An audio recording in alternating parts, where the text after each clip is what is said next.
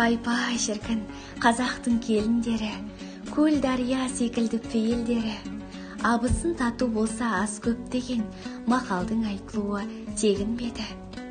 Татулықпен тамсантқан ауылымды, ардақ тұтқан ағаны бауырымды, ізеті мол қазақтың келіндері, бағалаттың баршаға қадіріңді.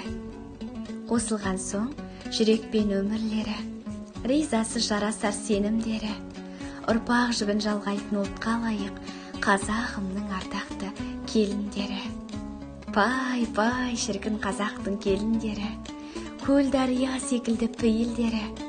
Сол келіндер арқасы босағадан құда жекжат іргесі сөгілмеді. Пай-пай шіркін қазақтың келіндері.